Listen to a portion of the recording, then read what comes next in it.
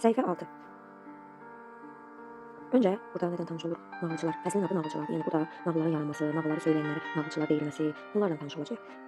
Burada birinci B tapşırığı deyir ki, şəkil əsasında kitabxana haqqında danışın.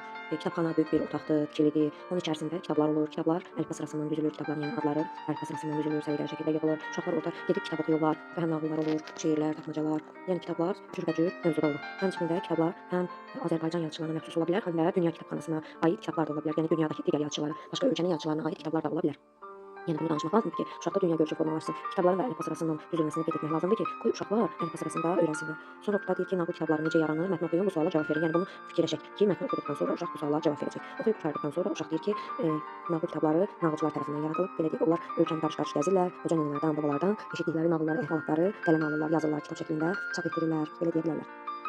Sonra buradakı söz boğçası çox önəmlidir. Söz boğçasını necə işləmək lazımdır? Söz boğçası uşağın həm anlamasını inkişaf etdirir, həm də söz ehtiyatını artırır. Yəni uşaq fikrini yaxşı ifadə edə bilir. İzahlı lüğətlə işləmək lazımdır. İzahlı lüğət elektron şəkildə də var, Play Marketdən yükləyə bilərik və yaxud da ki, hazır şəkildə izahlı lüğət kitabları satırlar kitab mağazalarında. Yəni adını deyirik, onlardan alıb işləmək olar. Kitabxana nədir? Kitabxananı belə yazır uşaq, hər dəfə bütün söz boğçalarını bu cür işləmək lazımdır. Belə qarşısında play qoyur. Məsələn, bir kitabxana. Kitabların saxlanıldığı yer. Belə yazır. Kitabların saxlanıldığı yer. Saxlanıldığı yer. Saxlanıldığı, qorunduğu yer.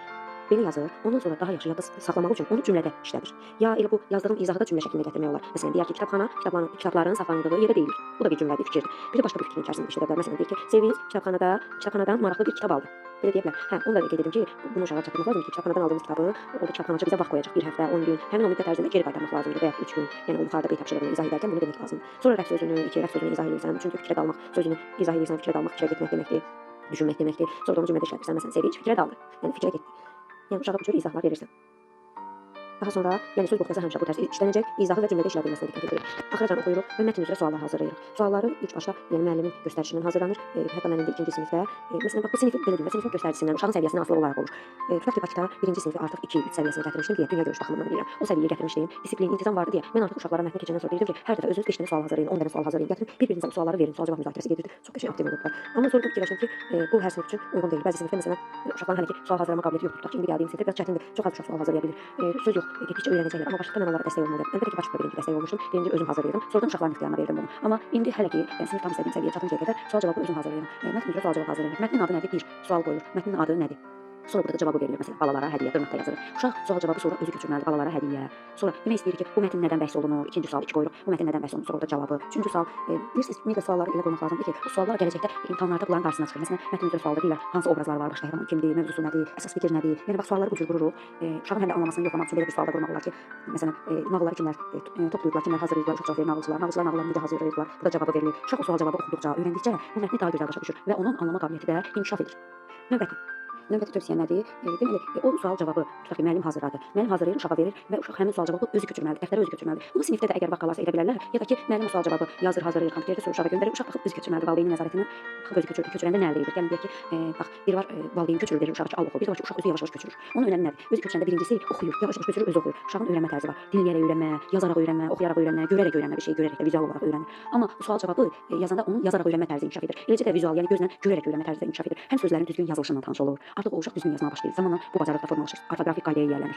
Sözlərin düzgün yazılışını mənimsəyir. İkincisi, düzgün cümlə qurmaq. Bax bu bacarıq formalaşır. Cavab vermək bacarığı formalaşır. O uşaq sual-cavab müzakirəsini sonra oxuyur, yazdığını, yazarkən də oxuyur, sonradan da oxuyur. Hətta evdə kimdənsə sual çıxara bilər, sualı götürüb tutaq ki, anasına verər. Anası əlbəttə ki, bilməyə də bilər, problem yoxdur, anası bilmir, özü cavabını verir. Yəni bu uşaq həm bilik baxımından inkişaf edir, bilik baxımından səviyyəsi yüksəlir, həm danışıq qabiliyyəti, nitqi təkmilləşir, inkişaf edir, həm də söz ehtiyatı artır. Sonra da eyni tərzdə gedir, sinifdə sual verir, bilməyən olanda təkrar özü cavablandırır. Yəni bunu şahid verməyə ehtiyac yoxdur. Əsas odur ki, kitabdan baxsın necə o diktorar, müxbirlər baxır orada yazdığından biraz baxır, biraz da şahidə belə deyir. Uşaq da bax o cür sual-cavabı o cür. Həm kağızdan oxuyacaq, həm yadında qalan sualın qalanını özü şahi şəkildə deyəcək. Yəni bu uşağın yaddaşı da güclənir, söz ehtiyatı da güclənir, nitqi də inkişaf edir.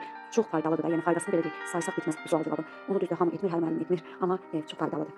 Məsələn, deyirsən ki, mətn müəllifi kimdir? Ülkər Rəhimqızı. Mətndə kimdən bəhs olunur? Hansı Azərbaycan müəllimindən və ya yazıçısından bəhs olunur? Hansı Azərbaycan müəllimindən bəhs olunur? Firdun bəy Köçərli, hansı nağılçıdan bəhs olunur? Yəni uşaq burada Firdun bəy Köçərlini də tanıyır. Təsəvvür edin ki, yuxarı sinifdə uşaqlara sual verəsən, elə uşaq olar ki, heç Füzulinin nizamını tanımaz. Amma bu uşaq tutaq ki, Firdun bəy Köçərlini indidən tanımağa başlayır. Gələcəyə bir yatırım əslində bu. Sonra C tapşırığına baxın. C tapşırığında deyilir ki, mətndən aşağıdakı fikirləri təsdiq edən cümlələri seçin. Uşaq burada nə öyrənir? Bir fikir deyib onu əsaslandırmağı öyrənir. Elə bil ki, məsələn, hüquqşünas kimi bu sual verir, uşağı hüquqşünas kimi formalaşdırır, vəkil kimi formalaşdırır.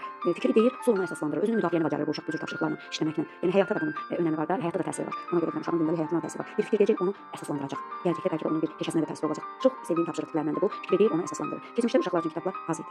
Onu izah edəcəyəm, amma burada bir məqamda yazmaq onu da deyim. Deməli, bax bu şərti uşaq oxuya bilmirsə özü oxusun. Oxuya bilmirsə, valideyn oxuyub uşağı başa salmasa, sadəcə qeyd eləsin. Yəni birinci valideyn oxusun mətndən, uşaq desin mətndən, aşağıdakı uşaq desin aşağıdakı, amma hərfləməyi bacarmalıdır ilk vaxtlar. Əgər şərti oxuya bilmirsə uşaq, belə etsin. O hərfləsin, valideyn desin, uşaq da onu təkrar etsin. Bir müddət sonra amma görəcəksiniz ki, uşaq şərti özü oxuyur. Təxminən 1 ay, 2 ay sonra görəcəksiniz ki, uşaq şərti özü oxumağa başlayır. Ona görə də yəni ilk dəfədən götürüb özünüz oxumayın. Uşaq bilsiz hansı fikrə düşəcək. Deyəcək ki, hə bunu oxumaq, bu şərti oxumaq başqasının işidir, mənim yox. Gələcəkdə də fikirləşəcək ki, kimsə bunu oxusun, mənə başa salsın. Yəni bu uşaq inkişaf edə bilməz axı. Ona görə də ilk dəfə düzdür, oxu qabiliyyəti zəifdirsə, əlbəttə ki, biz oxunu məktəbə qədərdən artıq formalaşdırmalıyıq. Çatmalı oxu məktəbə qədərdən formalaşır.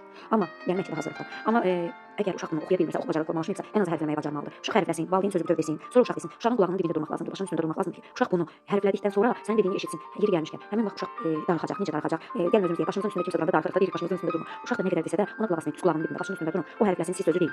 Zamanla o darıxacaq, çalışacaq ki, bu şərti özü oxusun desin, bütöv oxusun desin. Biraz da uzaqdan tutsun, barmağınla da yerinə aparsın. Uzaqdan tutsun, uzaqdan tutanda göz o sözün şəklini iri formada çəkib beyninə göndərir, uşaq yavaş-yavaş bütöv oxumağa başlayacaq. Bundan əlavə, uşaq dediyim kimi oxuya bilməyən də onun üzərinə getməyin, dediyim üsulu yoxlayın, 2 ay ərzində eksert alacaqsınız inşallah. Sonra görəcəksiniz ki, zamanla uşaq bu şərtdəki bir söz artıq deməyə bacarır. Sonra görəcəksiniz artıq ikinci sözdə deməyə bacarır. Belə-belə getdikcə özü inkişaf edəcək, şərti özü oxuyacaq, sonra düşünəcəklər. Siz başa salmayın, birinci sual verin ki, nə anladınız? Bunları dənə-dənə hərfləyərək oxuyur, siz deyirsiniz, ən sonunda da bütöv cümləni deyirsiniz ona, o da təkrar eləyir. Dediyim kimi, ən sonunda bir neçə müddət sonra şərti özü oxumaq bacaracaq. Deyir ki, mətndən aşağıdakı fikirləri təsdiq edən cümlələri seçin. Birinci fikri dəftərə yazırıq, bunu yazılış tərzi də öyrənilir. Birincini yazırıq, yazdır. Sonra onun aşağısında əsaslandırmasını, təsdiqini yazacağıq. Buradan da təsdiqini yazarıq. Yazılış tərzi də önemli daha. Yəni tapşırığı necə gəldi qarşılıqda yazmaq olmaz. Qeyd işarəsini belə köçürürsən ki, bu birinci qeyd işarəsinin cavabıdır yəni. Deməli, birincini köçürürük. Keçmişdə uşaqlar üçün nağıl kitabları az idi. Bunu mətndən hansı cümləni oxumaqdan əsaslandırmaq olar? Baxın, orada deməli yazılıb ki, uşaqlar ana dilini öyrədir. Hə, baxın burada. Amma oxumağa kitabımız yoxdur. Müəllim, biz artıq hərfləri tanıyırıq, amma oxumağa kitabımız yoxdur. Baxın, oxumağa kitabımız yoxdur. Bu cümlədən bilinir ki, keçmişdə nağıl kitabları az idi. Oxumaq üçün yəni kitablar yox idi. Ona görə də həmin cümləni ilə belə köçürə bilərsiniz. Yəni bunu yazıb sonra həmin cümləni köçürə bilərsiniz. Sonra ikinci cümlədir ki, nağılçılar qocalardan eşitdikləri nağılları yazıb kitab hazırlayırlar. Bunu köçürürük ikinci qeyd işarəsi olaraq. İkinci qeyd işarəsi olaraq köçürürük və buradan onun əsaslandırmasını yazacağıq. Əsaslandırması hansı cümlələrdir? Nağılçılar qocalardan eşitdikləri nağılları yazıb kitab hazırlayırlar. Baxın, burada yazılıb ki, o dəftər, bax buradan başlayıb bu abzasın hamısını yaza bilərsiniz. Şəhərləri müəllim bunu eşidib dərin fikrə daldı. O dəftərləri götürüb yola düzəldi. Şəhərləri, kəndləri qarış-qarış gəzdi. Babalardan, nənələrdən eşitdiyi nağılları, şeirləri bir yerə topladı. Onlardan bir kitab hazırladı. Yerinəcən, buracan yaza bilərsiniz. Bu abzasın hamısını yaza bilərsiniz. Başlıq əslində buradan başlasa daha önəmlidir. Babalardan, nənələrdən eşitdiyi. Həmin yerdən sonracan abzasın sonracan. Amma daha aydın olsun deyə abzası bütöv şəkildə də yazmaq olar. Bu hissəni ikincini köçürəndən sonra cavab olaraq köçürür. Uşağın həm də yazı tərzi də burada formalaşır. Sonra burada şəklə aid açar sözlər veriblər və nağıl qurmaq lazımdır. Amma nağılın içində deyir ki, açar sözlərdən istifadə edin. Yəni bizim quracağımız nağılda, cümlələrdə bizə nağıl qurmaya bilərik. 5-6 cümləlik fikir yazırıq ora, yəni mətn yazırıq. Həmin mətndə bu açar sözlərdən istifadə edə bilərik. Cırtdanın dostları meşəyə odun yığmağa gedirdilər. Özümüzdən əlavə sözlər də atırıq ki, cümlə hazırlasın. Burada mən cırtdan sözünü istifadə edim, dostları meşəyə odun istifadə edim. Sonra cırtdan nənəsindən odun yığmağa getmək üçün icazə istədi ya da meşəyə getmək üçün icazə istədi. Artıq bunu da istifadə edim. Nənəsi ona icazə verdi. Bax, icazə verməyin də üstünə xətt çəkirəm, bunu da istifadə etdim. Sonra nənə torbada onlara yağ çörək qoydu. Bunlar da istifadə elədi. Onlar meşəyə getdilər. Belə yəni kiçik bir mətn qurub yaza bilərsiniz.